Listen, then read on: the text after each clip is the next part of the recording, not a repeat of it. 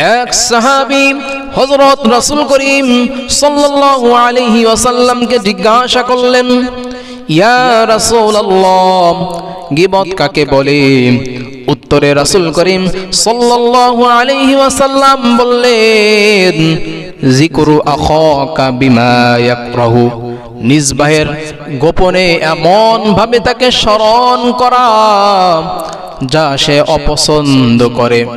সে সাহাবী হযরত রাসূল করিম সাল্লাল্লাহু আলাইহি ওয়াসাল্লামকে আবার প্রশ্ন করলেন, ইন কানা ফি আখি মা আকুল, যদি আমার ভাইয়ের মাঝে সেই দোষ বাস্তবেই বিদ্যমান থাকে যা আমি বর্ণনা করছি।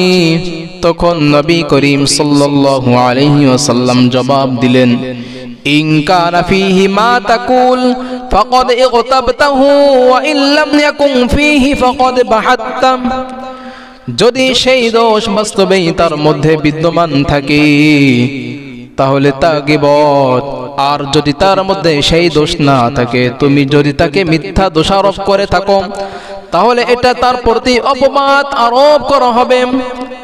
এমন কিছু লোক আছে এটাকে জায়েজ বলে যে আমি গীবত করছি না, আমি তার মুখের উপর এ কথা বলতে পারি, উদ্দেশ্য হলো যখন আমি এ কথা তার সামনে বলতে পারি তাহলে আমার জন্য এই গীবত করা বৈধ।